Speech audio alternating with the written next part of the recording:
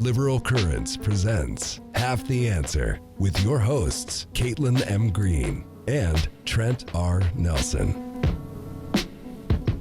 Well, happy days are here again. And this is Half the Answer, where understanding a question is half the answer. I am Caitlin Green, and my co-host is Trent R. Nelson. Hey, Trent, who have you brought for us today? Who have I brought for us today?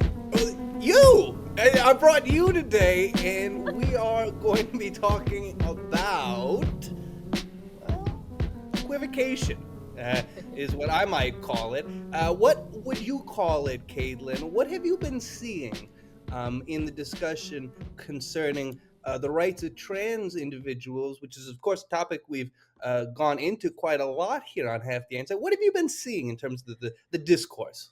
Well, Trent, I've been seeing a lot of butts, I'll be honest. And they're not very pretty butts either. They're not the kind of butts that I want to be seeing.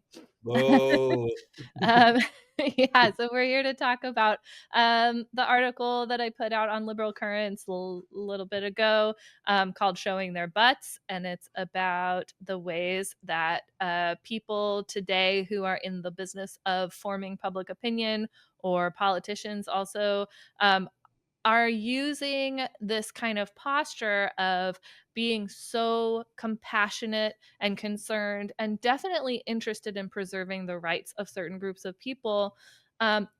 But, you know, there's like problems with it. And so I kind of went into some of the problems that they list. I didn't go into all of them because that would have been, this was already a 24-minute long read, right?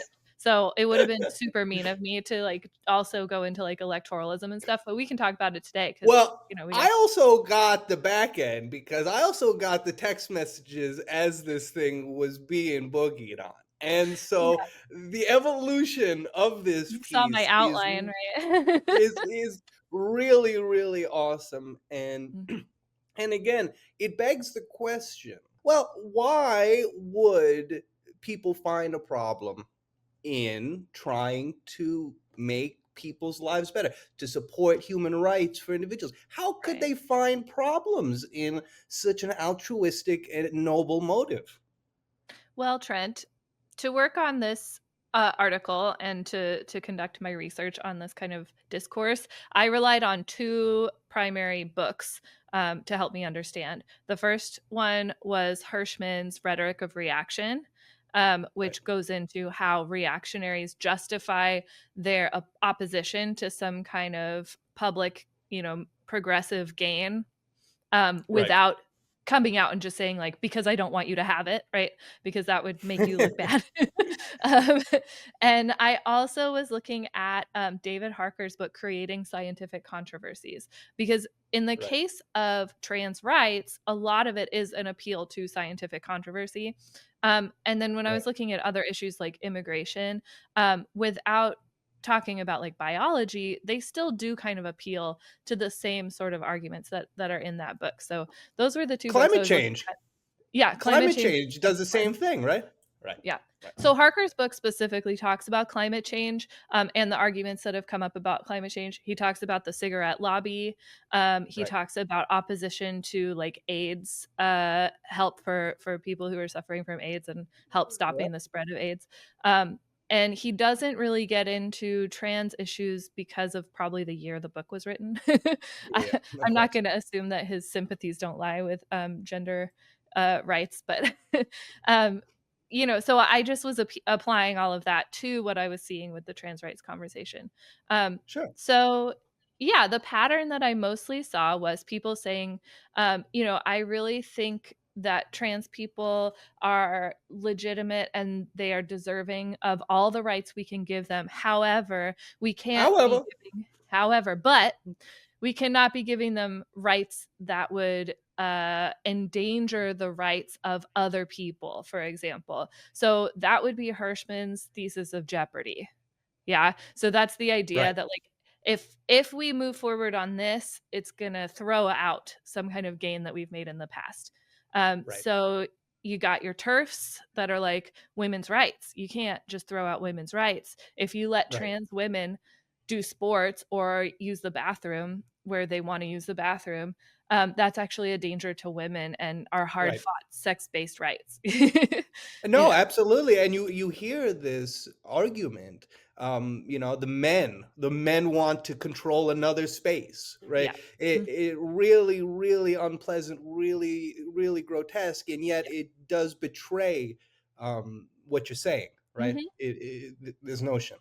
Yeah, and you can point out that like a bathroom is not really a place where people have historically like dressed up as women to go access people. It's like there's not a lot of examples of that happening. Um No.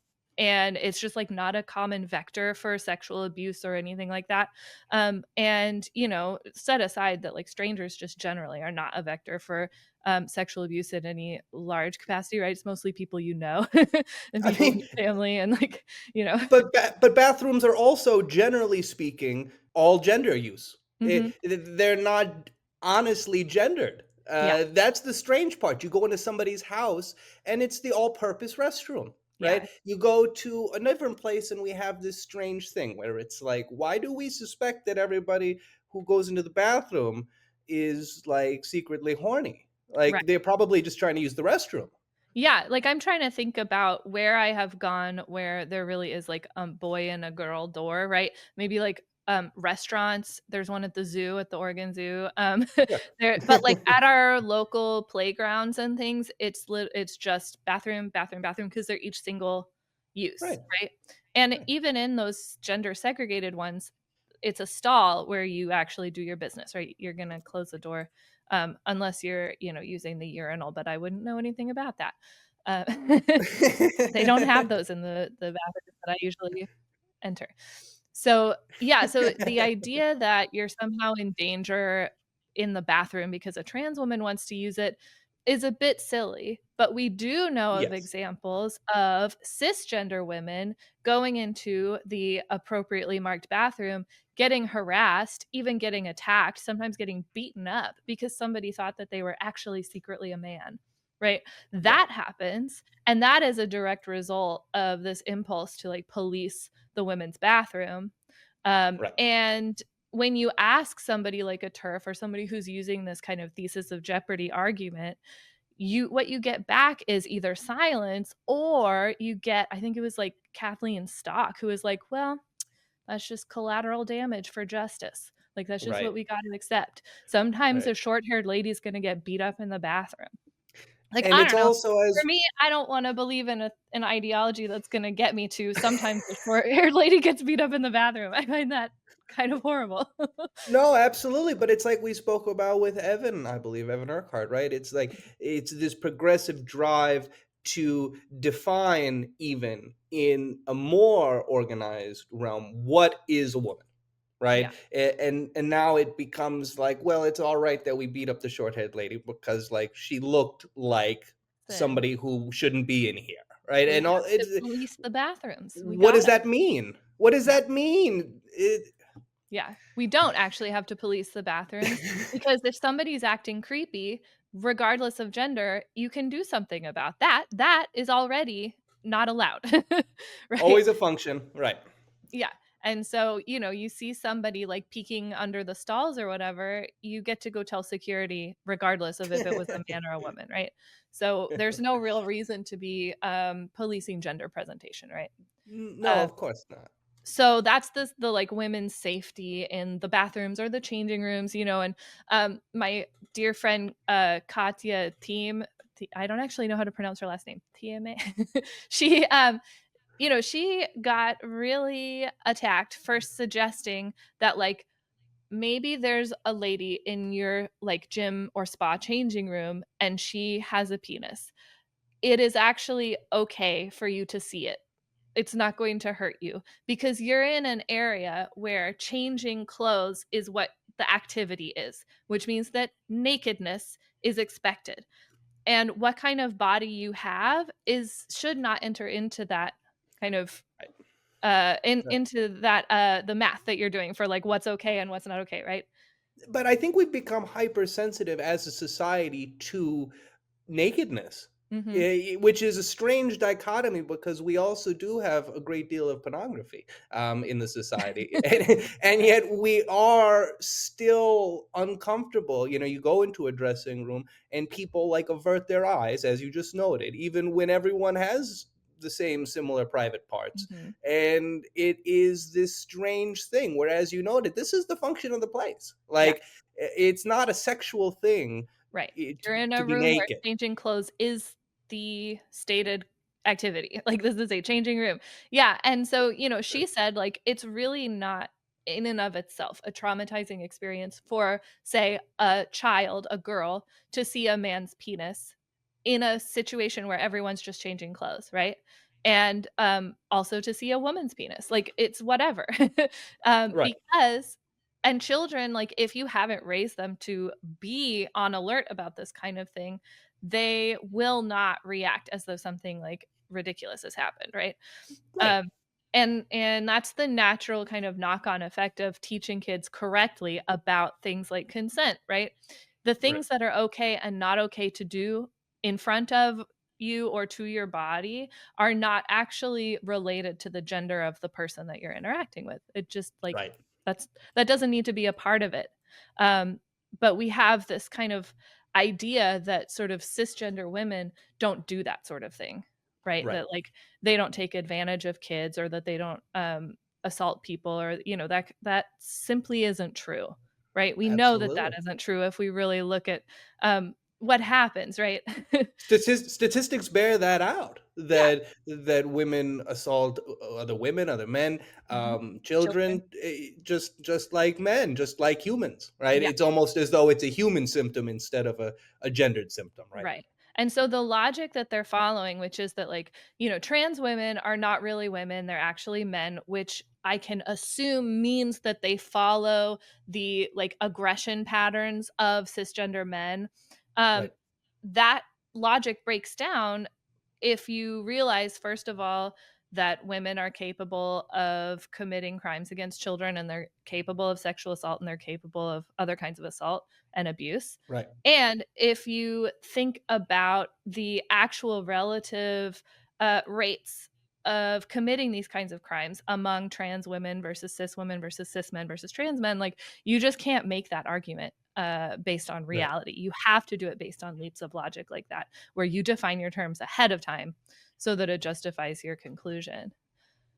Um, that's a fun one, isn't it? We started right off with the really yucky stuff. Well, we gotta. That's the program, right? That's half the answer. Understand the question. Well, I mean, Caitlin, clearly you've been doing a lot of reading on this as well as writing, Mhm. but I think that anyone who's been paying attention has probably noticed some articles, whether it be in the Atlantic, whether it have to do with your great friend Kathy Young. She's my Um, bestie. I know, or even what's going on with Gavin Newsom's Carnival of Treachery. I mean, what can you tell us about some of these pieces and the kind of stuff that they're trying to launder as reasonable and as humanistic to the public? So yeah, the pieces that I mostly focused on for this project was an article by Jonathan Chait called "Moderation is Not the Same Thing as Surrender" in the Atlantic. Kathy Young in "Persuasion: How to Navigate Transgender Issues in the Trump Era." A Substack post by Matt Iglesias called "Men and Women Are Different." The podcast episode of "This is Gavin Newsom" where he talks to Charlie Kirk. And then also public comments by Democratic politicians like Seth Moulton about kind of like they're trying to do this post-mortem, right? Of like, where did the Right, Democratic Party go wrong? Why did we lose? And for a lot of them, a significant part of it appears to be that we need to moderate more on trans issues and on immigration and a couple of other things. But those are the two that I really found fit this question of like, what are we doing with this like compassion but thing? And one right, of the kind of buts that they did is they were trying to say, we really appreciate that like trans people deserve rights, but we can't deny reality. right? That would be super wrong. So But what was we shouldn't reality? play along with their like fantasies that they are, just regular old whatever the gender is that they want Ah, that they're presenting as, right? Yeah, so it's essentially I think it fits the created scientific controversies model really, really well because right. they're just trying to scooch right on past proving the reality. They can't really make the case By on the just stating it. yeah, because if you really looked at the numbers and you looked at the stats that are available, you would have to stop. You just would, Of right? But what they can do instead is say, like, listen, I'm just sadly reporting the facts here. We simply cannot allow trans women to play in women's sports. It just doesn't make any sense. It's just not fair, right? And so you have like Seth Moulton being like, I don't want my little girl getting run down on the field by a bunch of formerly male athletes. And we've talked to a couple of people about how this actually works. It's nowhere right. near how things actually work, right? No. Um, No. Especially if Get, you're talking about like your elementary school aged kids, there is no physiological difference between kids based on their gender. Absolutely. But again, as we talked about, you brought it up earlier here today, and in our past discussions, and it's been brought up as well. A lot of the fracas comes from this argument which states that we have to develop some type of innovation to protect the people from this thing. Mhm. And then when we actually look at it, there's already that apparatus in place, Yeah, right? To do that. right. It's already been created as a part of the thing, but these people don't trust that, or they Exactly. just ignore it, or So whatever the you're case may like, be. "Oh, we really need fairness in women's sports." Like, they need to have requirements that these, women be on hormones for a certain amount of time, and then you go look at the regulations, and they're like, "You have to be on hormones for 2 years or more." And it's like, Right. "Well, that's already there." What you want is for them to be excluded just on Right. the basis of being trans. And so, like, just 2 days ago, I had somebody respond to that article being like, "The Dems would have been fine if only Leah Thomas hadn't been such a cheater."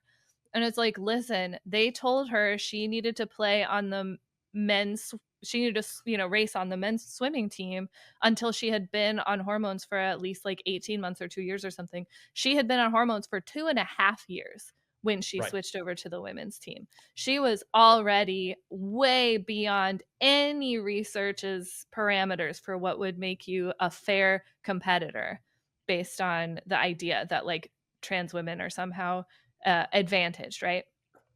And Right. then even so, the NCAA, after the Trump executive order, were like, actually, all we care about is what it said on your birth certificate the day you were born. That's all it is. And there's no amount of hormones or surgeries or anything that you could do that would make it okay Right. for you to compete against other women. Right. And And so now she can't race with other women anymore because they've changed the rules out from under her after she fulfilled every requirement. this is a particularly interesting sort of paradigm that we're talking in right now because it's the type of thing that you could see snowballing, but it's the Yeah. type of thing that we actually already have evidence of the snowball that is Mhm. would be in the fact that we have seen women athletes Yeah. um, find controversy who are literally born as women for Right. having different hormonal balances. Okay, so Mhm. now we are saying that even if you're born with these particular parts and also mind, right, that you're still not a woman. You still can't compete as a woman, even Right. though you're a woman.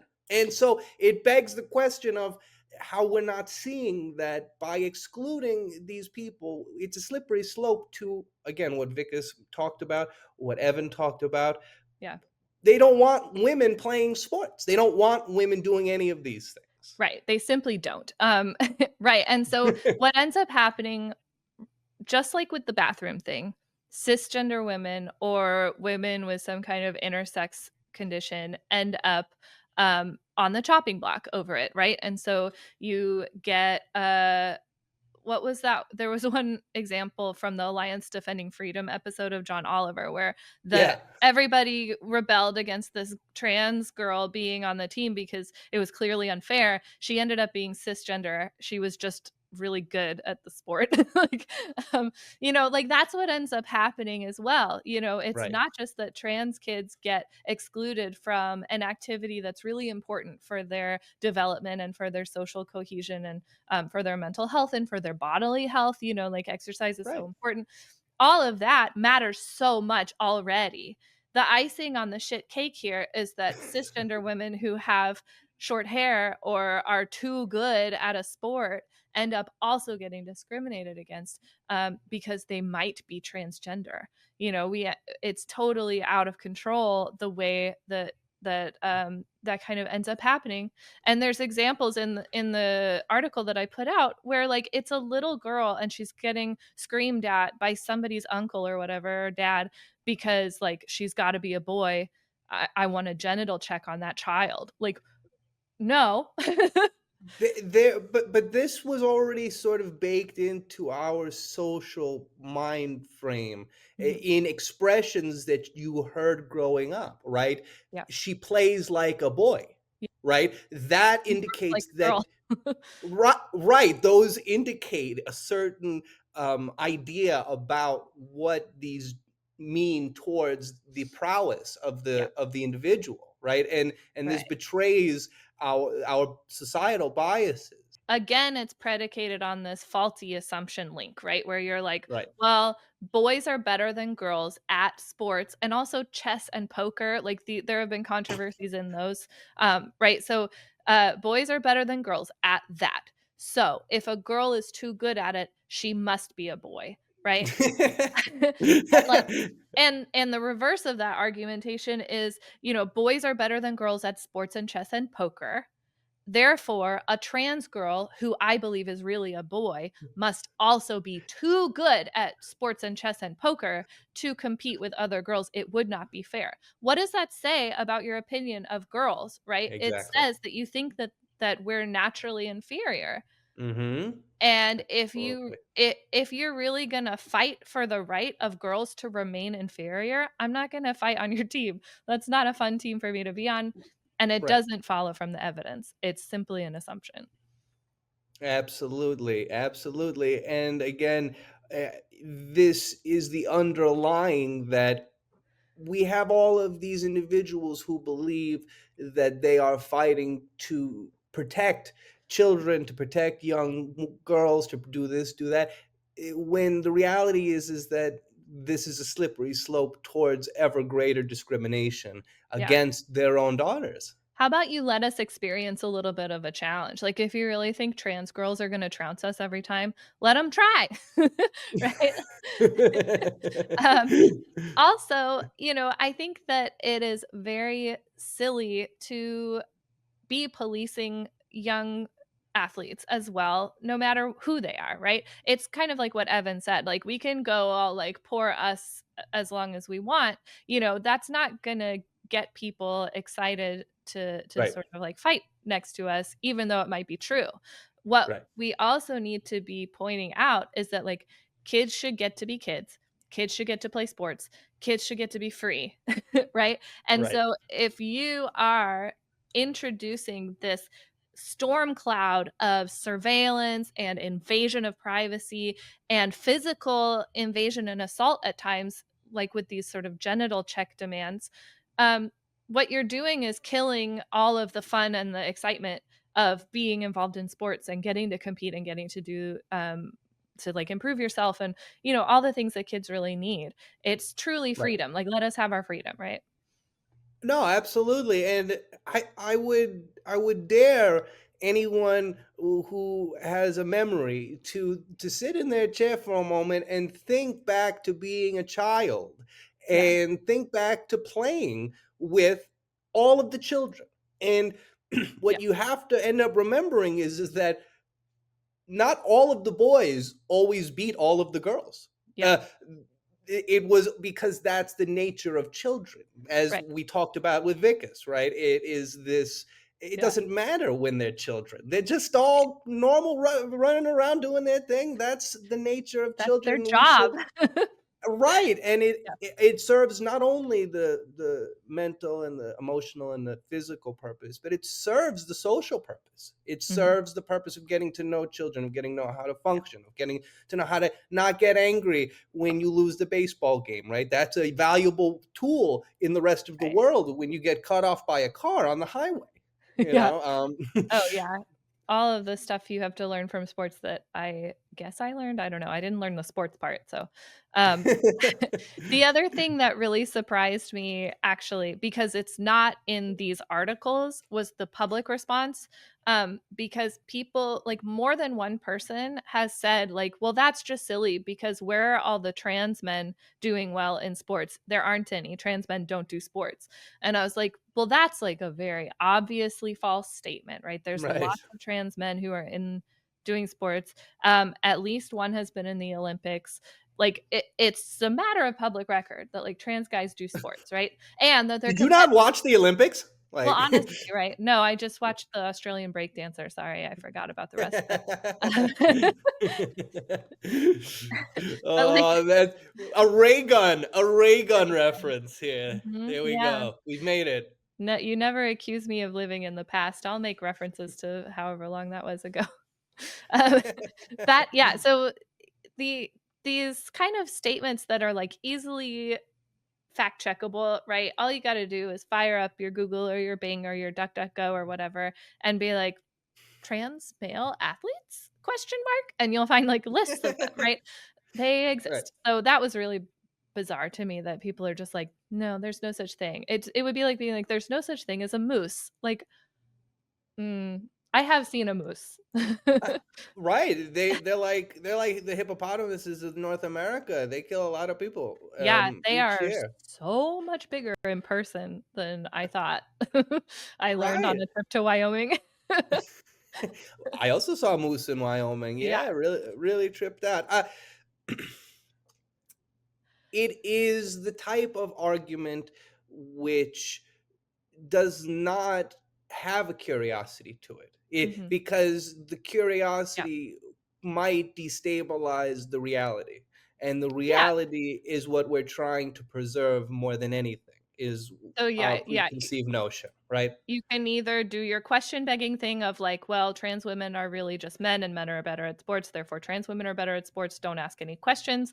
Or you can just say something that's like factually, obviously easy to check, like trans men don't play sports. Like, come on. Right.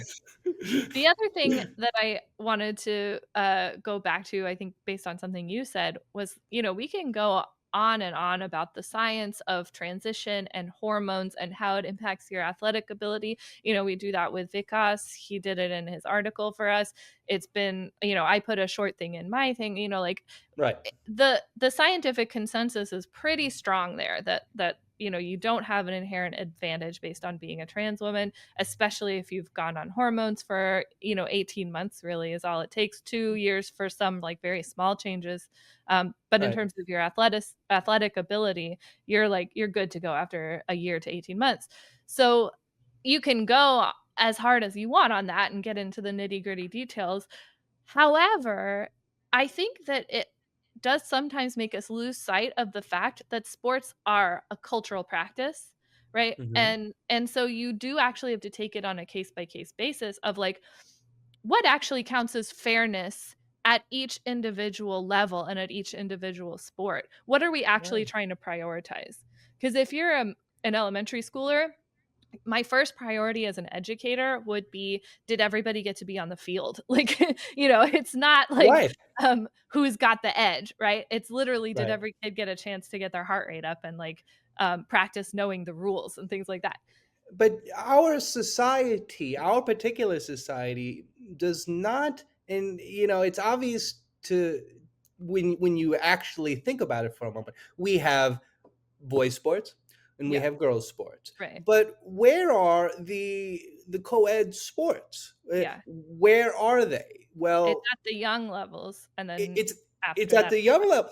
In the Netherlands, there's Yeah. this game that's called korfball, and korfball is played. It's like basketball. Yeah. It's old too. It's been around, like, it's a little younger than basketball, I believe. And it's played with co-ed. It's played Mm. co-ed. Each team is composed of two men and two women, and they play, and it's a ball game. And this is a more egalitarian conception of sport in and of itself, right? We Yeah. can play together, and this is fine. No one has an advantage. Right. People gain different advantages based on their individual skill sets. Yeah. Well, like if you think about something like basketball, the different positions have different demands on your body Hmm. composition, right? And football is the same way, right? You've got the little guys who are good at running fast, and you got the big guys who will knock you down. Like you you have to have a mix of things. And so even if you do accept like the sort of gendered difference, even though there's a lot of overlap on the bell curve in terms of like body size and things like that, there are two lumps, right? So Right. that's, when you take that as fact, you can still see your way to a world in which like a football team has women on it, right? Yeah, of course. Of And then, course. of course, there are very large women who can knock you down, and they could also compete on that level. But also, there's a Mhm. lot of women who are small and fast, and so they would make sense as, I don't know, kickers. Help! I don't know anything about sports. Yeah, girls have been performing as kickers more frequently in like high school and college settings, Yeah. and so I think that certainly is, a potential future and hopefully a positive one for that type of integration. However, I am having grown up, in America. My mom and my dad are both, from the United States.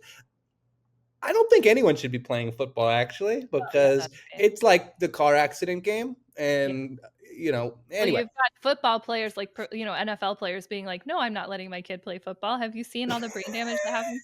Like, oh, shoot. Okay, good to know. Right. Let's mark that down for ourselves, too, right? Yeah, it's like the tech guys who are like, "No, my kid doesn't have a phone." Like, "Oh, shoot. Okay. What?" Right. I'm teaching him how to analog everything because this stuff's crazy. And Well, and I yeah. and I get that.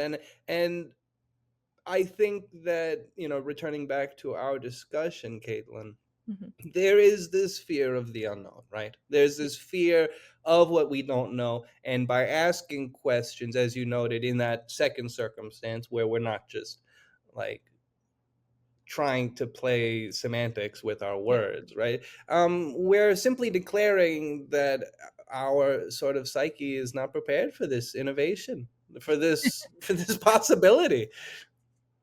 Yeah, I mean, yeah, it's very true that like it would require us to ask a lot of questions about how we organize our society, right? Like, do we really need all of the gender segregation that we currently have? I would argue the answer is no, right? Like Mhm. there are times when gender segregation is important, but I would say usually if you wanted to reorganize things uh in terms of weight class the way that like boxers do, that's not out of the realm of possibility, right?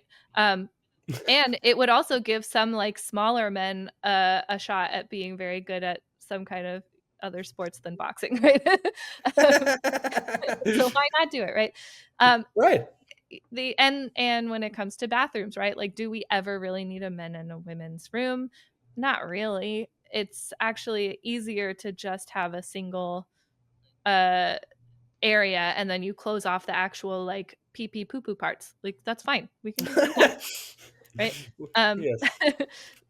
and like because you're not doing anything at the sink that requires like ultimate privacy. Some No. turfs are like, well, I'm always washing out my period underwear in the public bathroom sink, and other people were like, well, but like, are you though?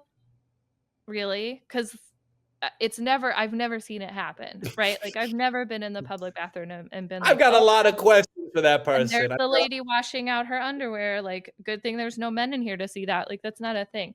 I've got a lot of questions. But Yeah. again, why do we presuppose that, like, we're always doing this with our gendered perception of things? Why are we perceiving that, like, Caitlin wants to walk in and see, like, everybody washing out their underwear? Yeah. Like, nobody would want to see me in the men's room doing, like, men wouldn't walk into the men's room and be like, oh no, it's fine, he's just like washing out his boxers in the Yeah. sink. Everyone would be like confused These and be are like, normal expectations that we don't walk into that situation. Like, and if we are,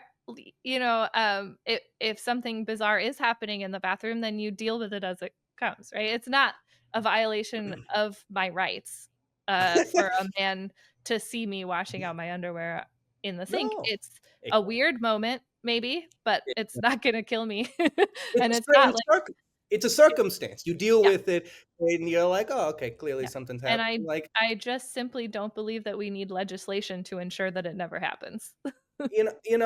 what happened to, like, and this is so, like, contrarian for me, as a person who's like, hold the door open, be polite, or I'm gonna get mad, right? But what happened to, like, let's mind our own business. Like, let's, like, look at this and be like, well, that's interesting and strange, but, like, I have to use the restroom, Yeah, right? And just, like, keep it going, right? yeah, It's as you noted, not every single thing, not every time we go into the changing room and people are getting naked, not every single thing is like what you kind of conceive it to be in this, yeah. like, victim state, you know? Right. Yeah, if you're a person who goes to the gym or the spa regularly and you're used to the idea of like other people being naked near you because you go to these changing rooms, you do kind of learn a practiced not seeing, right? Where you're just like Right. you live in your bubble, you're not going Right. to spend a lot of time like scanning the room because that would be weird of you, right? Um, so you're actually unlikely to encounter a body that offends you because you're supposed to be looking at your own towel and your own underwear and your own clothes. Do some thinking, right? Yeah, like, do some thinking, look at the steam rising from the sauna, right? And, like, Mhm. just, like, consider your life. Like, don't Yeah. be looking at people's body parts. It's That's a not why great time you're to meditate. It's a great time to, like, really consider what brought you here, where you're really worried about other people's genitals. Um, it's also, we have that kind of bias where we think everyone's thinking about us and assessing us all the time, right? there. Right. And, like, that I think can really hit you in the spa changing room or the Right. gym changing room where you're, like, in there getting undressed and you're like, "They can see my cellulite. They can see, like, my untrimmed pubes. Oh, no. They're gonna judge me. I have armpit hair or whatever, like, I Right. they can see the wart that's on my foot, like, you know, But um, they all have that too, to some degree. Like, yes, we're all insecure about the things that we all to some degree mhm, share. and It they're all practicing the same bubble of not observing that you are, like, Mhm. nobody's really searching your body for imperfections, right? It's Right. just not happening. Well, I think this also intersects, Caitlin, Mhm, with that long-held misconception that was utilized against gay people for so long, right? mhm, That, like, gay people in the dressing room are like objectifying me, yeah, right? right. Like, It's like, they're no, like, they're changing out of their sweaty boxers, or right. gym, their gym shorts. And, They are not. right, but this is just the next evolution of that as it concerns transgender folks, right? That's right, yeah. Of That, like, they wanna look at me, and they wanna, like, invade my privacy. Like, listen, I don't wanna get peeped on. I'm a normal lady. I don't want right. people, like, peeking at me. However, I understand that when I'm in a room where changing clothes is what you're supposed to be doing, I can feel comfortable changing clothes I regardless of who's there. Of course, but I mean, I look at it, and again, you so often hear these arguments from old white folks, and all I'm hearing during so much of this is like a projection of, Mhm. like, you are a man and you're an old man, and so you are scared of the thing that men have been, like, infamous for like all of eternity, like leering and objectifying people. But Right, the difference is that no one else is doing that to you. Nobody cares. No one's looking at you in the locker room. Nobody is sexualizing you in the I right. promise you. And it's not because nobody loves you. It's Right. because nobody's got time for that because we Right. got to go play basketball. They're doing the activity. Yeah, they just used their lunch break to run on the treadmill for 30 minutes, and now they need to get back into their normal clothes so they can go back to work, right? Like, we all have places to be, sir. Calm down. Yeah, I mean, it is really that. I think it absolutely is the assumption that, like, because trans people are icky, like, I just have decided that Right. obviously they're having icky thoughts. And that again is begging the question, right? Actually, trans people are people, and Right. people who are in the changing room are changing. And therefore, trans people in the changing room are changing. They're not Right. here to get their rocks off by watching me hunched over my underwear. You know, like it's simply not, that's just not how it is. That even at like my most conceited and feeling like the hottest I've ever felt, that is not the way that I imagine that somebody wants to see me. I just got out of the shower. I'm in the Yeah. changing room. I haven't done my part. My hair's a mess, right? Right. Like, no one's objectifying me All right the belt now. on top of my head. So yeah. Right, let me put it together first, Yeah. but again, this is our own insecurities being living amongst us, walking around with feet and voices amongst us, and what pain doth it wrought for folks who are just trying to, as you know, run for the half hour on their lunch break Yeah. or feel good about Whatever it themselves. is, right? Yeah. Live their lives, right? People just want to live their lives for the most part. And again, focusing on this sort of scapegoat group, it's a way of avoiding the problem of where uh assault actually comes from and where abuse actually comes from, which Right. is people who are in charge of you usually, right? Like not strangers in the changing room. And Right. so you can have policies that protect you from inappropriate behavior in the changing room, but those are behavior based. Those are not based on gender presentation. And they never should be because that would miss out a lot of people who could be perpetrators. And it would unfairly focus the lens on people who are no more likely than anybody else. Um, Absolutely. okay, so that is so fun. I'm so glad that we talked about being naked for so long. Um, let's talk about let's talk about scientific controversies, right? So the two kind of areas where on trans rights they like to create a controversy are sports Right. and youth transition, right? Right. Um, both of them do the same kind of stuff where they'll be like, well, listen, it's basic science, like you don't need to like scratch your head too long about it, like penis means boy, vagina means girl. And then you're like, but does it really? Because like, you could get surgery and now you have a different thing, or you could be born with ambiguous genitals, or, you could have androgen insensitivity. Like you can list all these different ways that it cannot link up. And then, they'll move the goalposts and be like, okay, well, it's your chromosomes actually. And it's like, no, but really, like, what if you have an XXY or, an androgen insensitivity or whatever? And they'll be like, okay, it's your gametes. It's the gametes that your body was organized around the development of. And that makes no sense, right? Because again, it's the teleological fallacy of like, oh, my body was built for something. Like Right. by God? By who? Who designed my Right. body to have this kind of gamete, right? Where's Voltaire? Where's Voltaire when you need him for this Yeah, type of was satire, my right? nose also built to hold glasses? Like what's happening? Um, so like obviously that falls apart when you're talking from strict biological, like bodies are the way they are Right. kind of, Right. or like especially medical where they're like, I don't really care what you were designed for. I care what your body's doing. Well, but exactly as you noted, the teleological fallacy. I've heard people say, "No, women can have children," and I'm like, "Well, like, you want to talk to all the women who can't have children and tell them that?" But as you noted, it's a moving goalpost Yeah. because it's anything to defend the fortress of my beliefs. It Yes. it will do anything. Yeah. And they'll kind of fight for that because it sounds good, right? They'll use a bunch of jargon to be like, oh, a large immotile gamete and small motile gamete, which is like the egg and the sperm.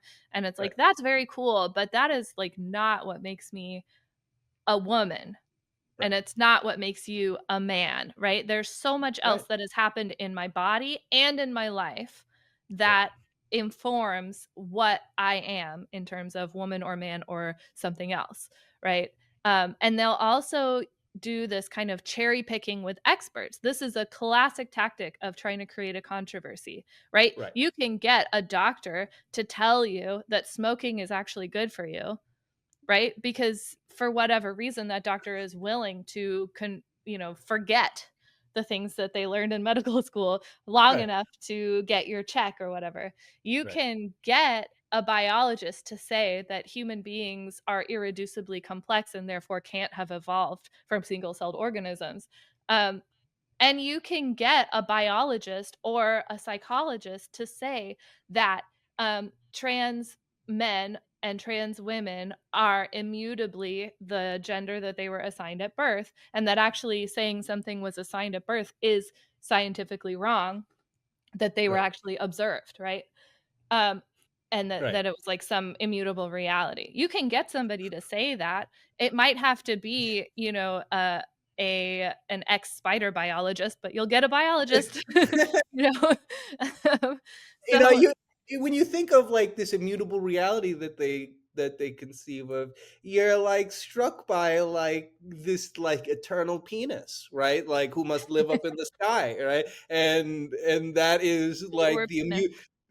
the immutable fallacy, right? Mhm. Is just Oh, the phallus. It's a phallus fallacy. the phallus fallacy. Yeah. But it's nuts. It makes no Mhm. sense. It has no bearing in Right. reality. It has no bearing in scientific reality. And my question to you, Caitlin, is when did we have we always been this way? Do you think where we are willing to disregard 99 if the hundredth agrees with us? I think Harker would say, yeah.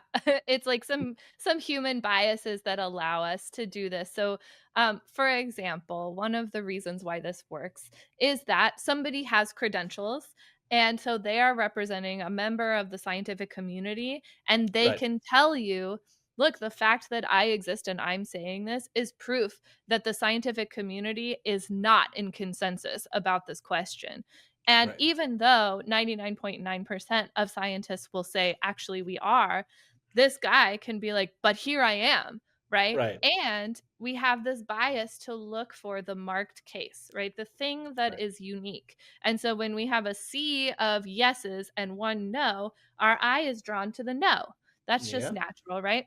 Of course. The other thing is, we are more likely to see like news stories about like this finding challenges the norm.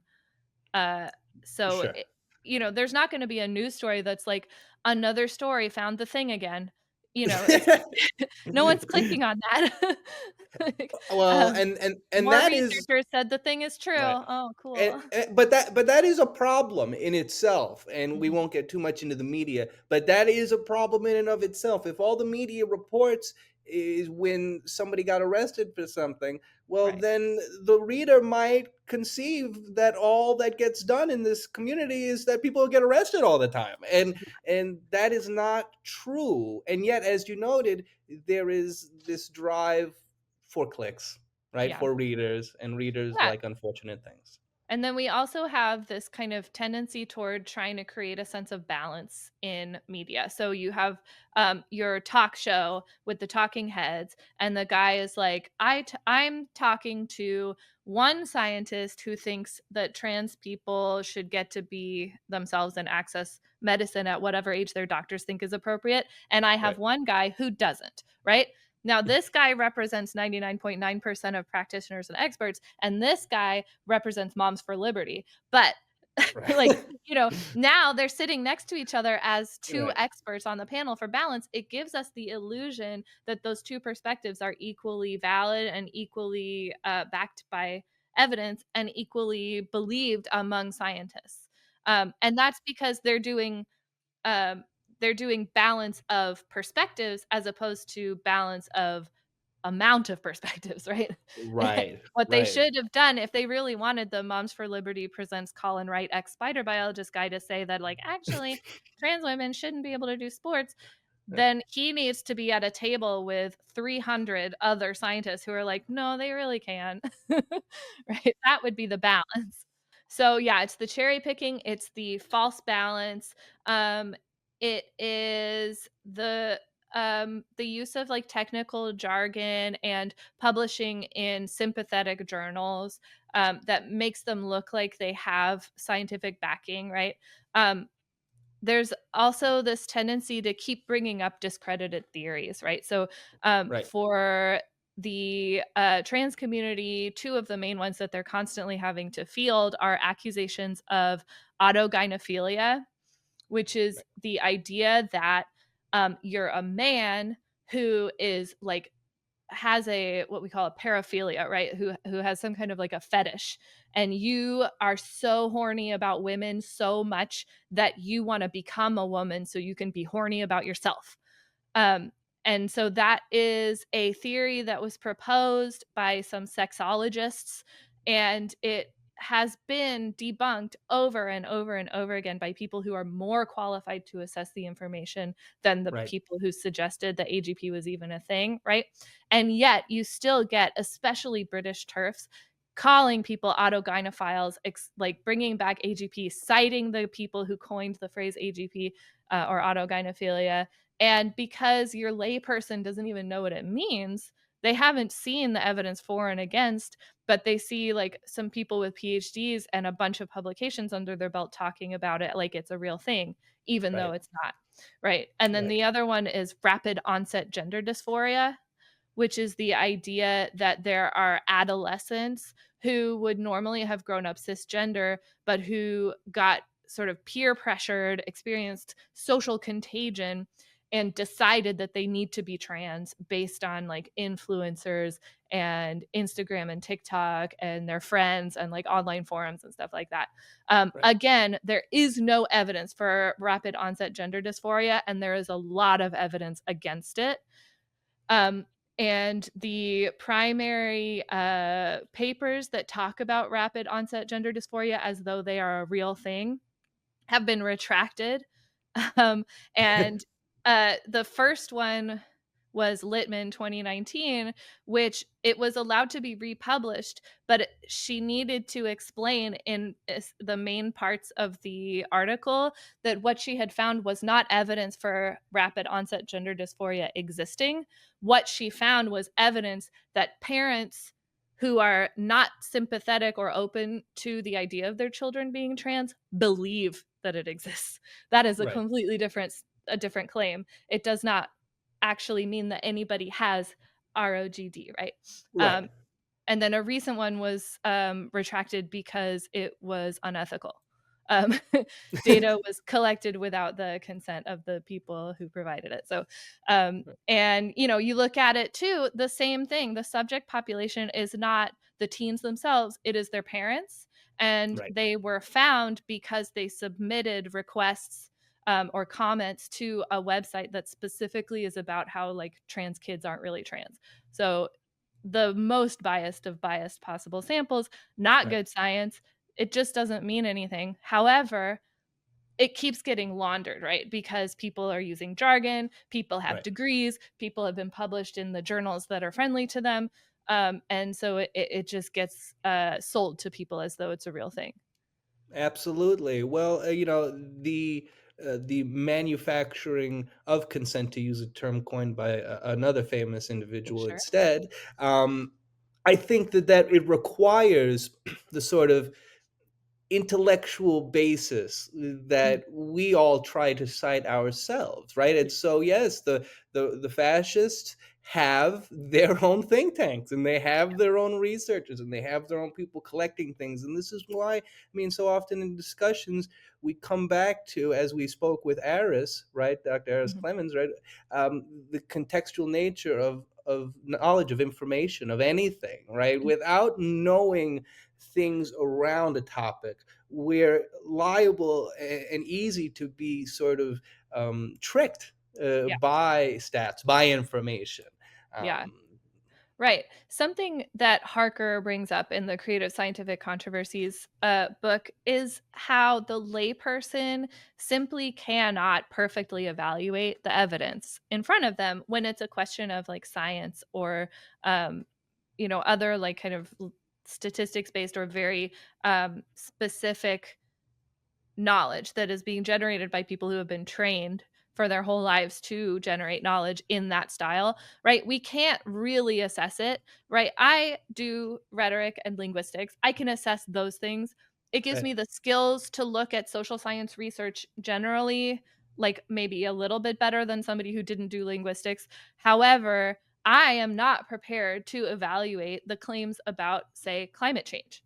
Right. I can't do that. That's not in my skill set. And so I have to let go of my ego a little bit, and I have Right. to let go of my belief that I can simply evaluate it on my own. And I do need to look at the preponderance of voices Right. from the scientific community and say, is there a consensus here? Even if I see some dissenting voices, are they giving me a good theory for what else is happening? Or are Right. they just going like, "It's the woke orthodoxy, they've silenced me." Like, Well, that's not an argument, right? Right, but I mean, to piggyback off of that, while on the one hand I agree with Harker in his statement that it's difficult for the lay people to be able, so we have to rely on these. We Mhm. do this in our civil life each and every day. I cannot fix vehicles, so when my vehicle breaks, who do I bring it to? Right. And who do I trust? And when they say it's broken because of this, I might say, well, maybe I'll bring it to somebody else. I But need I'm a second bringing it to somebody else. I'm bringing it I to only another person. I only go to heterodox mechanics, okay? So, because I don't want my car to be woke. I need a and I yeah, the woke orthodoxy made my car run. Um, yeah, like, that's the thing, right, is that you're relying on sort of the credentials of the person who you understand to be an expert. You're relying on whether or not they agree with the consensus. Right, And it means resisting a lot of these like cognitive biases that would make you fall for the crank and would make you right, fall for the scientific controversy manufacturer because it feels good to be the guy who knows different, right? So you right. are drawn to that to be like, "Oh, everyone else is fooled, but not me. The I one saw the box." person. Yeah. Yeah, yeah, I found the real information.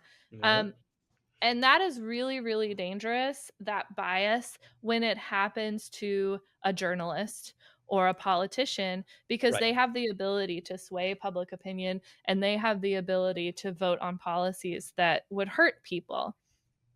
And so that's why it's so important, I think, to know about the biases that make you fall for that stuff and to kind of stop patronizing and stop listening to the people that you've seen fall for it over and over again, right? right. Um, the guy, like somebody like Kathy Young or Jonathan Chait or Matt Iglesias, their coat lapels are just laden down by Fell for It Again awards, right? Like Right. going back to things like Gamergate and basic feminist and gay rights issues and some of them immigration, watching them kind of hook line and sinker go for this, like there's really a crisis at the border and it needs to be dealt with. Like you're watching them earn another Fell for It Again award and you're going to click on their articles. I wouldn't. well, I wouldn't well, unless I was writing an article about why they're wrong. right. But again, this comes back to what we spoke about actually when we went on neon liberalism with Samantha Hencox Lee, right? We have to understand history. We have to understand what has happened because if Yeah. we see that the types of people who do not like transgender folks historically like to burn books and ban books, then we can see when it's happening in our own place. We can see the path that we're moving on, and that's, we have to see these markers. We have to understand the question, right? Yeah. Oh, come on, Trent. Um, okay, so yeah, we can even go back all the way to our very first wonderful episode, Campus Misinformation, where, one of Brad Vivian's points was it is not an act of like in curiosity. It is not an act of censorship to see somebody who has misrepresented information or made crucial mistakes that like throw their credibility into question, to take that person and say like, I don't need to hear from you. Right. I am not interested in your perspective. If I'm a professor or a university administrator, I don't need to put you behind a lectern. I don't need Right. to allow you to talk to my students about a question because I know that your credibility is suspect already. Right? Right. That is actually called good common sense behavior. Like that is, Responsibility. yeah, Responsibility. because we cannot take in every single person's opinion, eh, eh, and weigh it all equally. That's simply not how taking in information works. It is okay to take a person who has always been suspicious and who can't like be honest or can't be thorough about the evidence and say, you know what, you just put you on mute because I don't need to hear that. I know it's going to Right. be a problem. I know it's not going to be correct. So Right. that's allowed, right? Yes, Thanks. absolutely. Thanks for letting me know it's Absolutely. allowed. Okay, so yeah, we did cherry picking, we did tangentially relevant experts. Um, the uh, the really fun chapter for me in Harker's book is the one that just lists fallacious arguments, because I am a nerd at heart and I just really love like a list of fallacies. And it was amazing. I was just like checking the box every single time, right? So Yes. like appeal to ignorance whenever they're like, well, we just simply don't know what the effects of like puberty blockers will be on a child. And it's like, I mean, we have longitudinal studies. There are longitudinal studies being done all the time. You just hate them, Right. And like a lot of the studies that you could do, you have to think about it in terms of medical research, not other kinds of research, because a lot of types of research would be unethical to do, right? Like Right. depriving a child of a treatment that you have a good reason to believe will help them in order to create a control group. That's not a good idea, right? Right. So instead, you have to do these kind of smaller sample longitudinal studies to track the ones that you are treating to make sure that everything's going okay with them. Right. Argument from incredulity, that one's really fun because you're just like, well, how can it be that child born with penis do not grow into man with penis? Like I don't know, sorry dude. Sometimes it happens. Right. Well, because again, we can actually distill this down to men and women actually often believe that our superficial characteristics are what to some degree make us who we are, which is strange when you actually articulate that, right? Yeah. Like I am not just a genital. I Right. am we are both, everyone is so much more than that. And if you were to say that to them, they would agree with you that they're not just, and yet in this argument, it comes down to, I can't believe that. Well, Oh you my can't believe a gosh. lot of stuff. You better Yeah. get used to believing stuff. You telling me my uncle's a monkey? Like, I don't know, man. I'm sorry, but we did evolve from primates. We are in fact primates. It's a similar thing where it's like, just Right. imagine that you live on a world with 8 billion people. Like sometimes people are going to be different from you, and Right. sometimes the way that they're different is gender, and Right. that's okay. Yes, absolutely. Appeal to false authority, right? We talked about the cranks, and we talked about the guys who will conveniently forget their training for long enough to collect their checks, right? Right. The other thing that like Harker didn't really focus on as much, but that I think has become more of an issue in current day media atmosphere is the way that like clout and attention can really cause you to change your positions. So Sure. maybe you did get the training that would tell you how to talk properly about trans people. You're still at risk, right? If like Ben Shapiro comes at you offering you a live stream show or whatever, or if like Piers Morgan or somebody wants to talk to you, to be like, oh, really? And I could be on the television box and I could be talking to all of the people of the world. Like, It's very it's alluring. frustrating.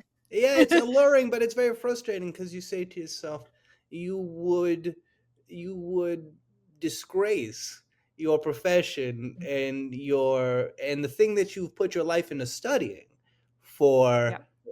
a check from Piers Morgan.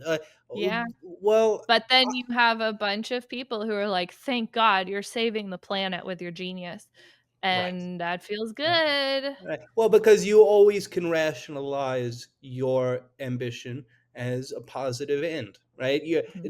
They're never the baddies. The No, baddies are that's never right. the baddies in their minds because we Yeah, don't it's a function. very, like, effective altruist type of, of attitude, right? Which is Right. like, obviously, the world would be better if everyone listened to me all the time because I know what's true. Therefore, anything that gets me in behind the megaphone Right. is good. Right. 'Cause then I'll be the one telling everyone what's true and we'll fix the world, right? Like, Right. yeah, okay, you can justify that to yourself, but you should have a little humility, I think. I'm wrong all the time. It's okay to Of be course. wrong, right? Like, you Absolutely. have to be okay with not being the guy who tells everybody what's what all the time. Well, a fun little trick of logic is to consider that while no one can know all things, that we can know those things that we know, and also Mhm. be familiar with those things that we do not know. And in Yeah, that way, we can, to some degree, know all things. We can know the yeah, things which we know and the things we don't know, and it's kind of like moving beads on an abacus from one side to another. You yeah. know? Yeah, you would like for it to always be like, "Oh, but I know the answer." Like, sorry, sometimes you do have to talk to other people. I know. Yeah. Then he goes into false choice, which that's a really easy one for a scientific controversy because you can just create any kind of like false dichotomy, right? Where you're like, Right. so this with gender youth transition, this is really a big one because they'll be like, well, if we just don't give them puberty blockers, then they'll become cis. And that is simply not what happens. What Right. happens is you don't give them puberty blockers and then they become sad. Like, okay, cool, good job.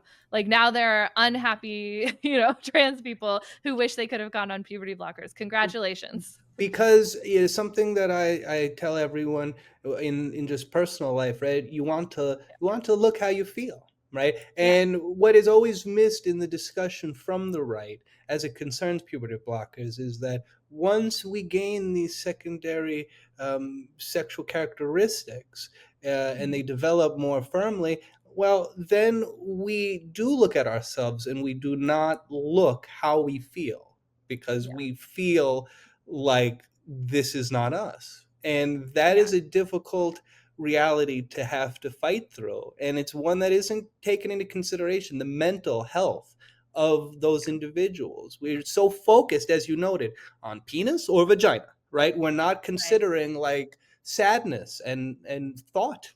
It's despicable. Yeah. Yeah, and like, mental health care and a lot of physical health care is about quality of life. So that's what we're supposed to be looking at, right? Not whether we Right, successfully forced someone to remain cisgender for the rest of their life, but whether or not we impacted their quality of life. And right, so, in that case, for a certain segment of the population, puberty blockers will impact their quality of life in a positive way, in a way that outweighs any risks, which there are risks and side effects, right? But of that's what course. medical consent is for. And that's why we want to allow people all of the resources that they need to like preserve their options for fertility in the future, right?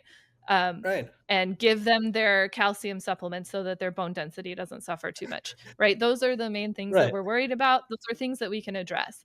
right. Um, the Osteoporosis.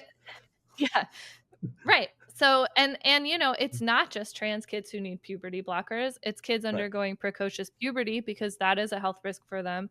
These are right. medicines that we have studied for a long time. It feels like the same thing with COVID, where people were like, wait a minute, they had a vaccine that soon? Seems suspicious. Probably it's not well tested. And it's like, well, it's another SARS virus. And so they were able to actually build on previous research that was done before 2020. So, or 2019. Oh God, the past. What years are there? Um, it's the same thing with puberty blockers and with basically every single other gender affirming procedure that you can get. Right. It predates the use of it for trans people because it's just an aspect of medicine that some people need sometimes. Right, and this was talked about in one of the early neon liberalism episodes as well, where Jason noted that we tend to approve medicines Mhm. not based upon how the people might feel in 5 to 10 to 15 years, but as per what they do functionally, and do they Right. do that thing functionally, and do they do it safely, right? And puberty blockers do those things, whether it's for transgender folks or whether, as you noted, it's for children going through precocious puberty. They function well, and there is nothing insidious about utilizing medicine, but that's the micro function. That's the thing that the media does need to report more on, is that Yes. we've been working on vaccination innovations for 3 decades, for four Yeah. decades, for a century, right? This is not just out of the Correct. blue. It's we had this So issue and everyone came to the rescue. yeah, there are a lot of journalists out there who really feel like context is like a distraction, right? And that sort of historical Right. information is not helpful. It is Right. actually extremely crucial, right? Because if I can't Yes. contextualize the new information, I don't know how to interpret it.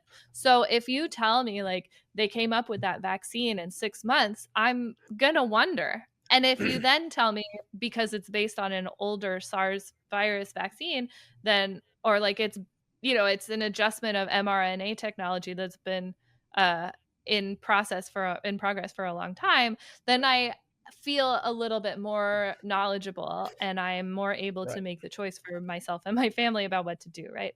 Right. Um, Well, and we're running into that problem right now because our health and human services department is run by a crank who wants to kill sick people. right. you know, Right. Well, there's um, there's there's this epistemological obsession that Will Durant talks about in like 1928 or whatever, of this hyper focus. And you were talking about journalists finding historical context to sort of be irrelevant or dumb or not useful, mhm, and how can you be talking about what's happening with something right yeah, now if you cannot talk about what was happening with the thing X amount of time ago, yeah, Y amount of time ago? That right, is foolish, and I wouldn't listen to you because you can't tell me anything. You can tell me the history of Venetian pottery between 1460 and 1475, but how does that fit into life? And yeah. that's what is always lost in the translation in the media. How does this fit into the world? This is not just disparate information. This fits into how everything functions. Right.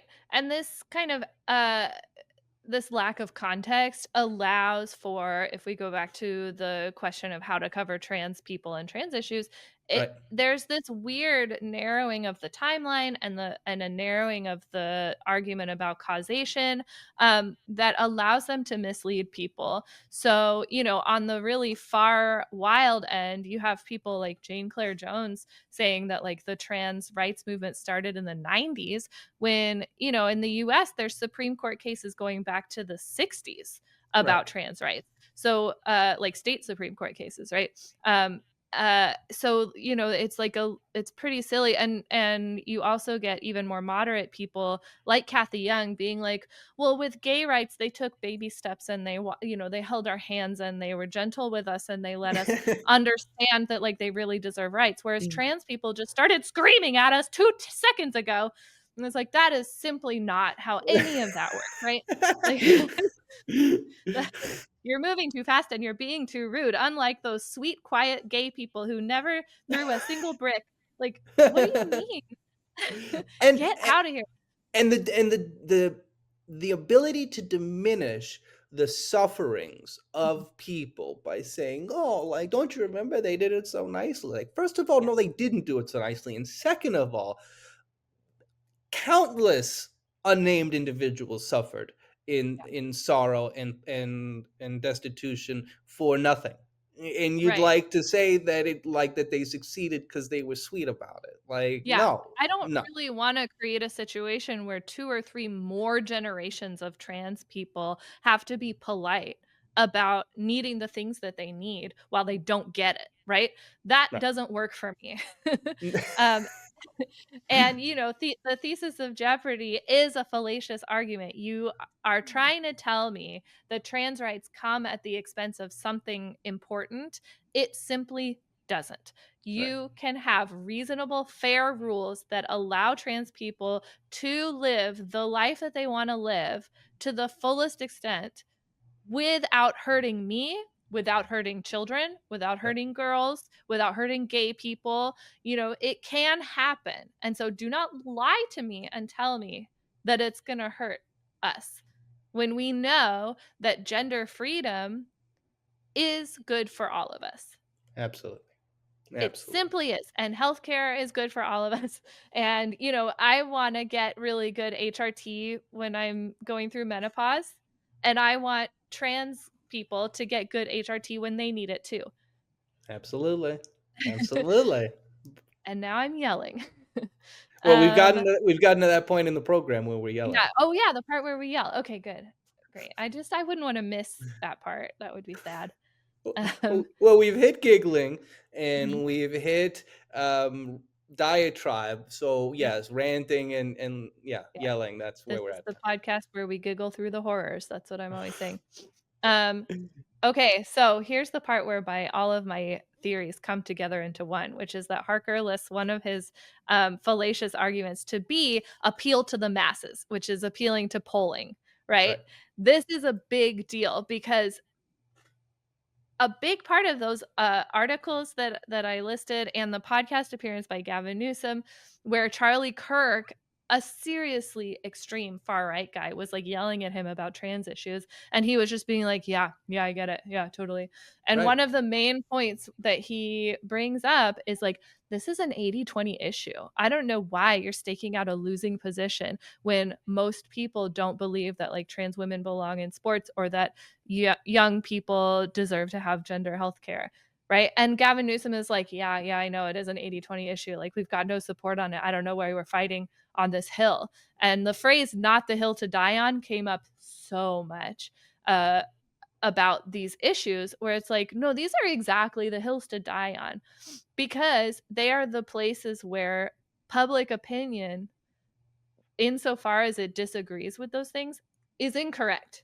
And true information should be getting conveyed. And that is the responsibility of journalists. It is also the Yes, it is. responsibility of politicians to do.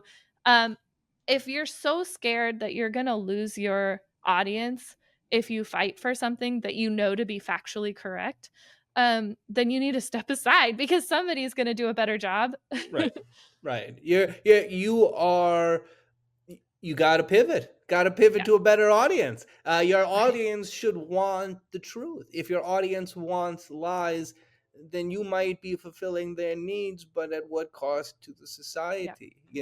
Each thing that we do affects everyone else, and yeah. there's an obligation and a responsibility, as you noted before, Caitlin, to consider. Well, does the spider biologist's point of view, is it as scientifically considered as the other 300 people we could have on this panel?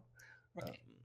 Yeah, that's right. 100%. And, we've had a lot of articles come out for liberal currents that are about like, please stop chasing polls. You have to think about what a winning message would be, right. not what the people already believe, right? Those are Right. actually two different things. And you can figure this out. I believe in you, right?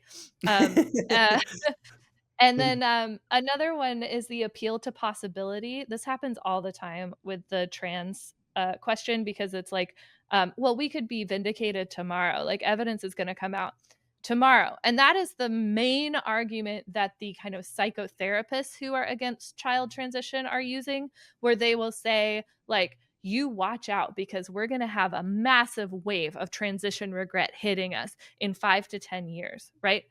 But they've been saying it for 5 to 10 years and we still haven't seen Oh, it. And absolutely. transition regret continues to be at remarkably low levels, lower than knee surgery, lower than heart surgery, lower Right. than basically any kind of medical procedure you can get. Um, we're still looking at an extremely satisfied population that's received treatment. It has to do with race science too, right? This happens all Right. the time, where people who believe in racial differences in IQ being genetically based, they will say, in 5 to 10 years, we're gonna Right. have the data that vindicates my position, and you Right. guys are all gonna feel real silly, In right? i- in 5 to 10 years, everyone who took the COVID vaccines heart is going to die. Yes, Right? exactly. Our It's hearts are a gonna big stop. deal. Well, Absolutely.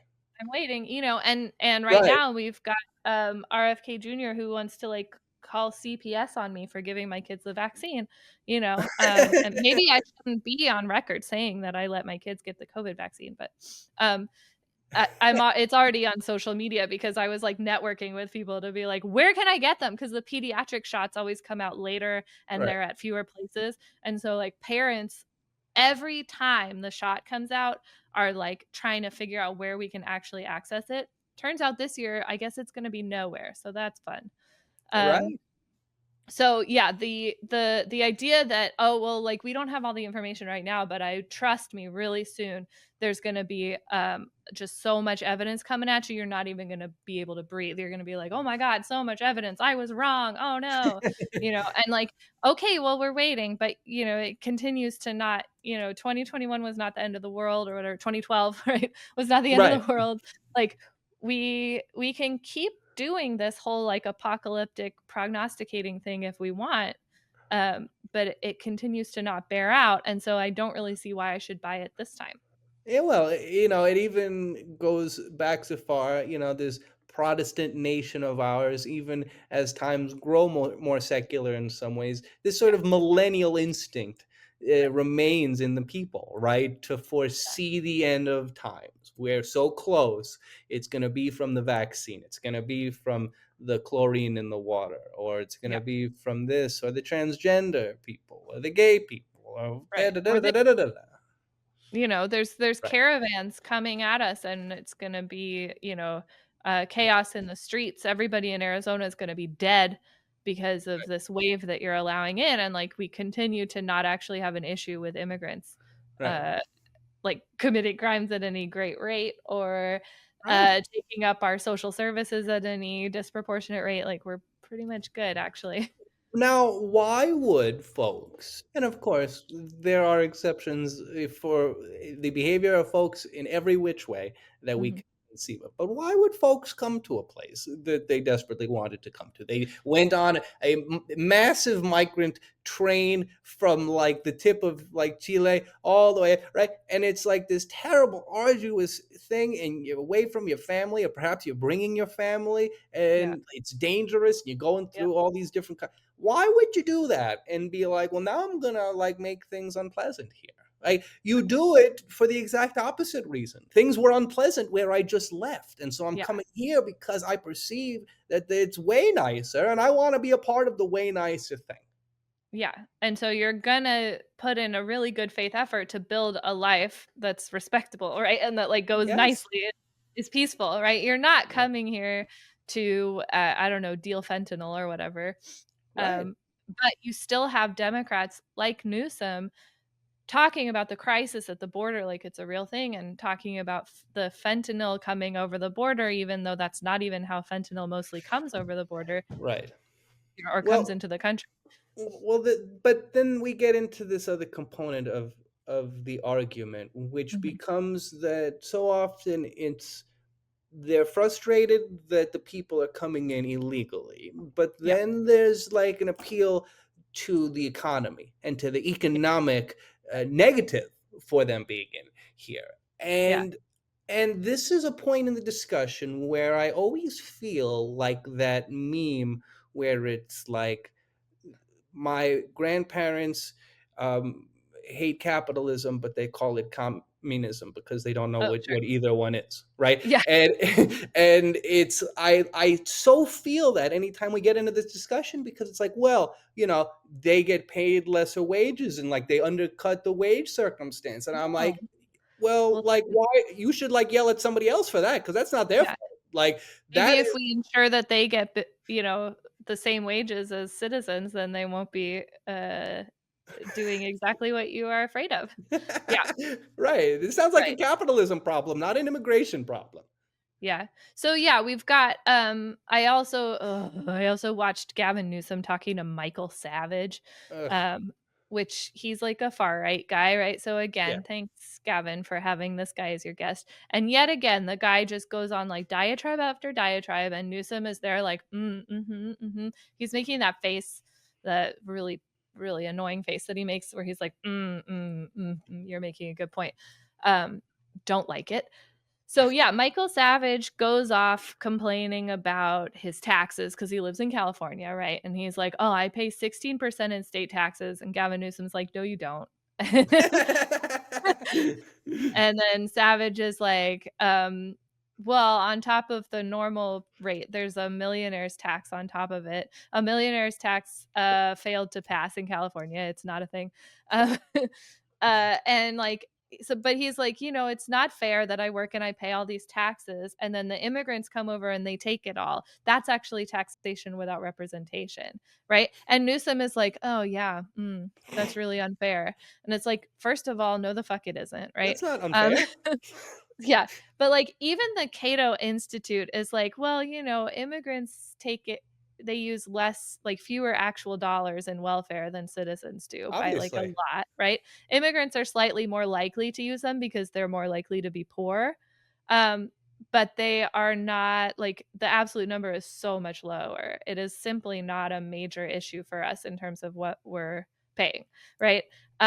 Right. And then undocumented immigrants are not eligible for so many federal programs like Nope. SNAP, Medicaid, ACA subsidies, SSI, temporary assistance for needy families. Like none of that stuff do they get, but they're still paying into it. Yes, they are, and people don't think about that because they think that on the one hand this is under the table payment, right? But the Yeah. people who are paying still declare money Yeah, as part you of have to declare payroll. the money that comes in, and it's easy to catch if you don't. So they don't really get away with that.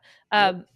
In Arizona, my home state, immigrants generated $2.4 billion in tax revenue per year, which more than offsets the $1.4 billion that they use. So again, they're paying in more than they're using. So they are being scapegoated, absolutely. And you can throw a lot of numbers out, like Savage does, but most of those numbers are fake. So, but we have that like kind of, we have that bias where we're like, a number. I guess it's true. Well, I think it was renowned social scientist Mark Twain who said a lie can travel halfway around the world while the truth is still lacing up its boots, right? There we Um, are. that's absolutely it. And that's what like the Gish Gallop does, which is that technique of just throwing out a lot of false things in a row. And there's simply not time for the person on the other side That's to what do. it. Yes, the Gish Gallop. Yes, thank you. No problem. And then there's also the ship of Theseus argument, which is Right. where you're like, X, Y, and Z is true. And somebody's like, well, X isn't really true. And you're like, okay, well, but like, aside from that, and then you like take Y away and they're like, okay, but aside from that, and like you end up with like, but Nothing. still, and you're like, well, none of your argument, it's kind of a Mott and Bailey thing where it's like you had to modulate your argument so hard that it's no longer the argument, which Right. that's exactly what happened with the ROGD thing, right? The Right. rapid onset gender dysphoria, where they're like, teenage girls are suddenly identifying as trans and they're getting their breasts chopped off as soon as they think of it, right? And it's like, actually, you have to go through a bunch of assessment before you can get a double mastectomy. Like it takes some time. And they're like, okay, but still, like they're getting treated like they're really trans, even though they just thought of it yesterday. And it's like, actually the hormones too, like it takes a long time, and a lot of people like actually just never get them, right? And it's like, okay, but still, like they're watching too much YouTube and it's making them think they're trans, and they're changing their names at school, and it's like, okay, well, like we still have fairly low levels of people identifying as trans in high school. So like I don't think that we're looking at like a huge surge. And they're like, okay, but still, like you just like, what do you mean? But still, like we ran out of things. This is literally a scene from Billy Madison with Chris Farley, right? Oh, Like that's. But again, what did Galbraith say? When given the choice between acquiescing to somebody's thoughts or opinions or trying to validate our own, we yeah, always get busy with the validation yeah. because we don't want Well, to that's our ego, give up. right? Like Right. we can't let go of the idea that we were right. And yeah, with this like the young people, this is the part that really gets me mad, right? Is because you get these people who are like, well, the gender affirmation model just means that like someone walks into your office and says, hey, I'm trans. And you're like, excellent, here's a pill. Like that is simply, or like, here's a needle full of gender drugs. That is simply not how things work, right? No, And in no. fact, when you push that false belief, then you convince parents to start looking for people who don't say they do gender affirming care.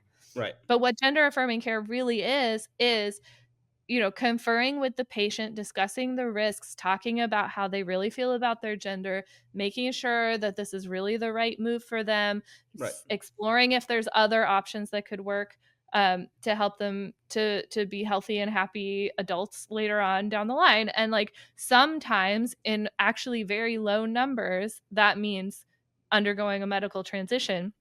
Sometimes, a lot of times it doesn't, right? It means they're struggling with something else and Right. they need to talk about that or they need to figure that out, separately. Right. That's gender affirming care, right? It's a no pressure. I don't have a desired outcome for you, my patient. I just want to know how you're doing and what would be the best path for you. And I'm leaving the decision with you once we figure out what the range of sort of healthy options are, right? Right. So that's gender affirming care. To lie and say that gender affirming care is somebody says, I was born a girl, but sometimes I play with trucks. And you're like, haha, time to gender you. Like that's not what it is, right? No, no, That's not a at straw all. man. That is And a to straw convince man. parents that that's what gender affirming care means they're going to go look for practitioners who do not say they do gender affirming care. Right. And those are irresponsible practitioners who do something like a psychotherapy first approach. That's what they will call it, or like therapy first, or exploratory therapy. All of those practitioners, for the most part, are doing the equivalent of pregnancy crisis center care, where Right. they just keep you in an endless cycle of not getting any puberty blockers or any drugs or any surgeries until you've passed the window Right. basically for being eligible for puberty blockers.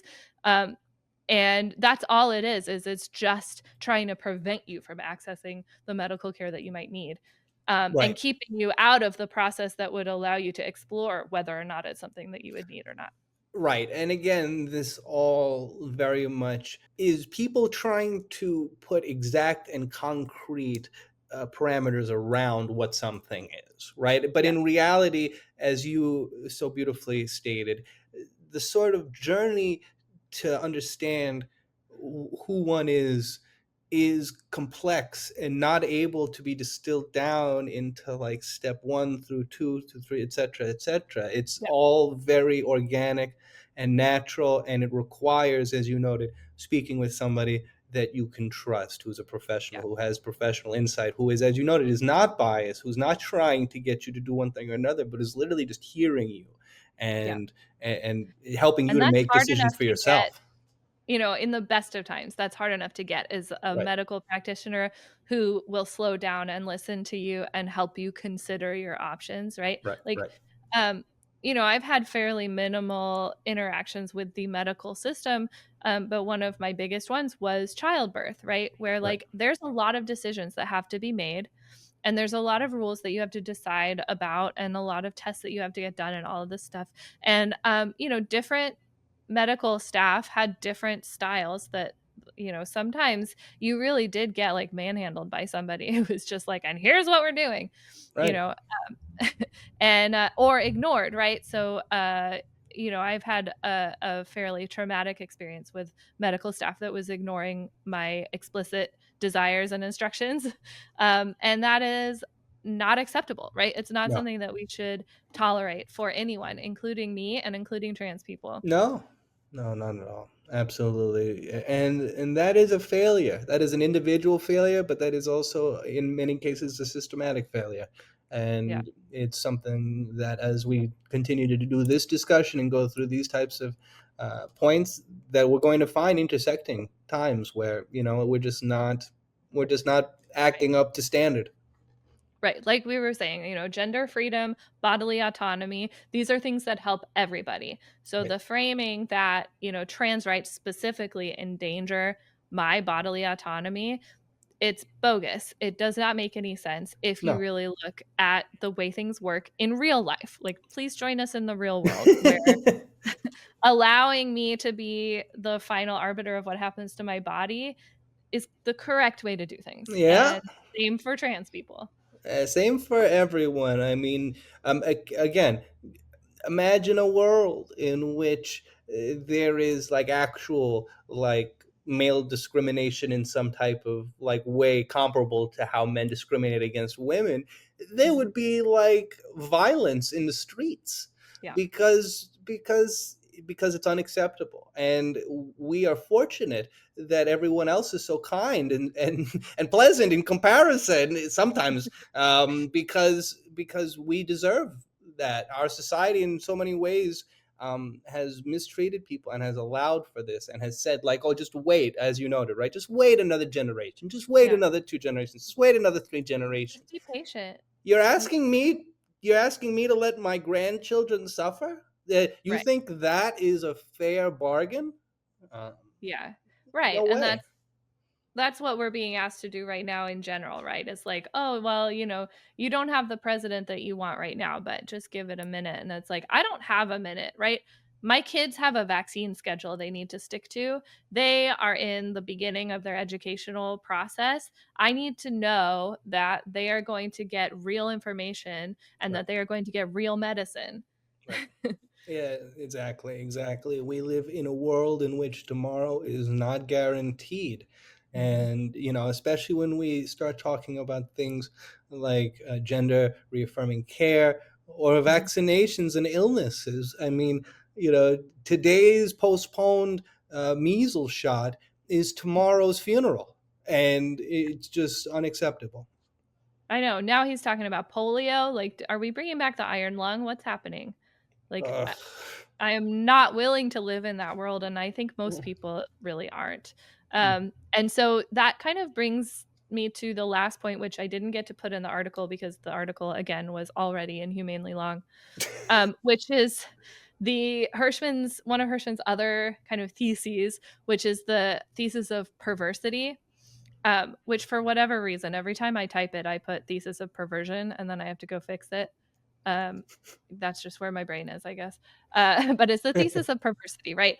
And this one you see all the time, which is like, if you try to force like Kamala Harris to come out really strongly for trans rights, or if you try to force like any of these Democrats to come out really hard for trans rights and really say all the things that should be happening with trans rights, what's going to happen is that they're going to lose the election, and then you're going to have a fascist come and take away all your rights. So it's the idea that like, oh, sure, the thing that you want is good, but if you fight for it, you're going to lose everything because it's going to backfire on you.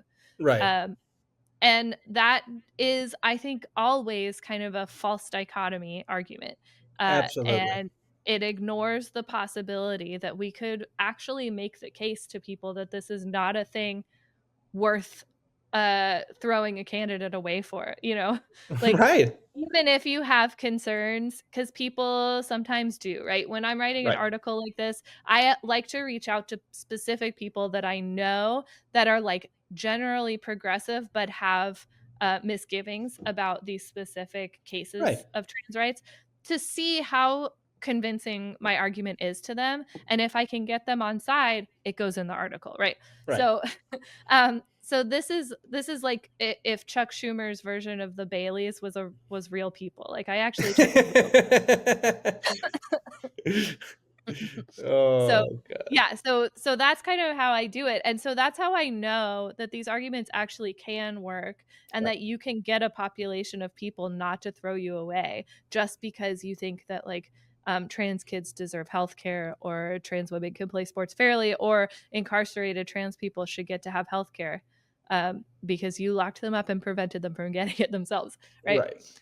Um, those arguments can work, and they should be tried. And to say we tried nothing and we're all out of ideas is ridiculous, right? That is not convincing to me. So I do want to see people try, and I believe that people like Pritzker and like Walls, even, these kind of figures who are willing to stand up and say it, they're not suffering in the polls over it. because they're making the case. They're making the case, and it was said during our discussion with Evan, right, Mhm. that many of these other Democrats are actually helping to prove correct the what the Republicans say about them, right? That they are feckless, they're weak, that they will not stand up for a real fight, that they will just bow to whatever anyone pressures them into saying right away. And Yeah. that's why, as you noted, folks like Pritzker and Walls and Van Hollen as it concerned Abrego, right? This we want to see that the country wants to see that, and that's the winning formula, is not to cower to what public opinion says. Public opinion to abolish slavery was not very good, and public Yeah. opinion for civil rights for Black people and for gay people wasn't Yep. very good either. Public opinion as it concerned miscegenation in the early 90s was Yeah. not good. You know, like, we have to separate That's what the part of people why perceive Yeah. from That's part of why reality. the Hirschman book was so interesting too, is because his examples go back to things like, should all male landowners get to vote? You know, and there Right, were people being like, well, that's going to endanger our liberty, and so we should not do it, and it should really only be lords that can vote. Thank you very much. Like it does literally not matter what the argument is. nope, Someone's going to be making those those kind of points. They're going to be using those theses, and they're going to be doing it in order to not commit to, like, I don't personally want this to happen, right, because that's a bad look, and they know it, right? So they're going to instead say, like, I don't think we should do it because it's unpopular and we're going to lose and we won't be able to do it anyway. Or I don't think we should do it because science, there's like a scientific controversy about it, when there's not, right? right. That allows you to hide behind somebody else and use them as a puppet to make your argument for you. Right, right. And of course, as we noted before, no one wants to appear or perceive themselves to be the baddie, right? And Yep. so in these instances, we have a stand-in baddie. It's Yeah. not me being No, sexist. It's not me being transphobic. This is the I'm the nice science. parent. Your other Right. parent said no. Yeah. So, yeah, dad said you can't. Listen, I've done it, okay? I'm not proud of it. I've been like, "Oh, sorry, dad said no treats." Sorry, sorry, spouse. Um, but yeah, it's an act of cowardice, right? And it Yeah. also it speaks to the aesthetic situation that we have today, where, like, if you look like you're too far right, people associate you with sort of MAGA and Trump, Right. and they're like ugly and boorish and they're tasteless, right? And this is where I get to shout out the book by David Marks, Status and Culture, Right. right? Where like, you don't want to take on that association, because uh it's tacky and it's classless, and it doesn't get you invited to the parties where they have the crystal champagne flutes, right? And so you don't want to commit to that, because you do not want to align yourself with that culture. So instead, you try to maintain your membership to the progressive liberal culture, where we all wear our tweed suits and we have our whiskey and our velvet, high backed armchairs, and we pontificate and we're brainy and we're tasteful and we like opera.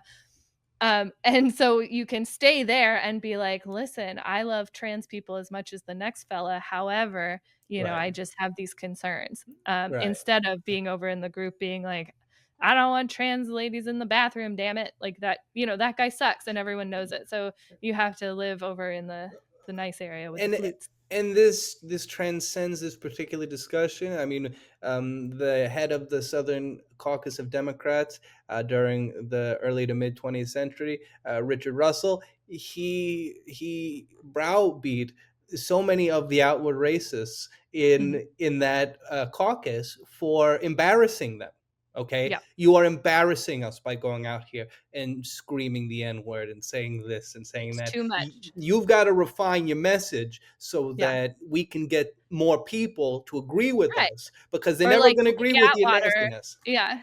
Lee Atwater, who's like, listen, we got to talk about forced busing until we're allowed to talk about the N-words, right? Like we got Yes, yes, and we and have that's where to, Lee Atwater got it from. That is a yeah. continuation, right? We It's must amazing change how how it's it just perceived. lives on, right? Yeah, Yeah, and so today we have to say school choice so that we can't say right. segregation now, segregation forever, whatever, right?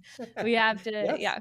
We have Yeah. to say vouchers and choice. We don't say segregation. We We we have to say wokeness and DEI. We can't say segregation because that's too on right. the nose. But like every day, a couple of people make the choice to be like, actually, I think maybe I can just say kick out all the brown people. You Right. know, like Right. But that then you window. start seeing what they're using DEI to describe. Yeah. And you cannot escape the indelible realization, if you had some type of fantasy before, that they're Well, actually you just like talking about black people, right? They're yeah, actually just talking about people who are not pale like you and I. you can escape it if you just try really hard not to think about it. That's the answer. So we all have to think about it. That's the commitment that we have to have Right. to each other, right, and to ourselves. Because uh, if they can come for that guy, they can come for me.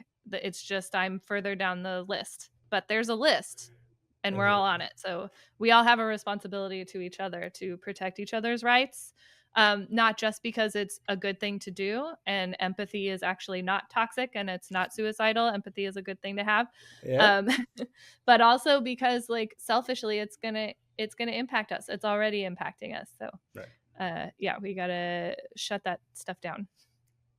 Shut that stuff down. Well, Why Caitlin, did I shy away from cursing that time? shit, I don't know. Shut that shit down, Trent.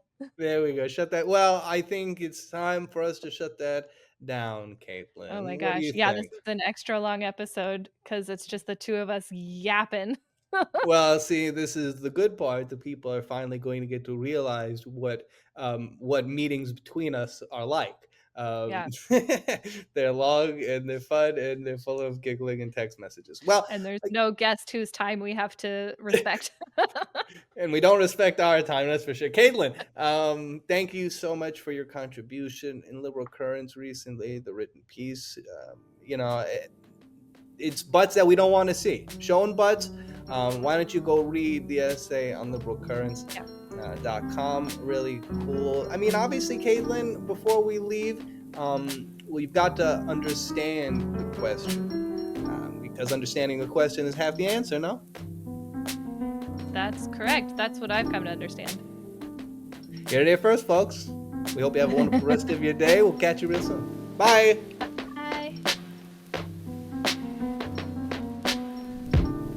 Thanks for listening to Half the Answer, presented by Liberal Currents. You can find Half the Answer anywhere you get your podcasts. Liberal Currents is an entirely listener and subscriber-funded publication, which includes programs like Half the Answer and Neon Liberalism. So, if you like what you've heard and wish to contribute, you may do so at liberalcurrents.com and through Patreon.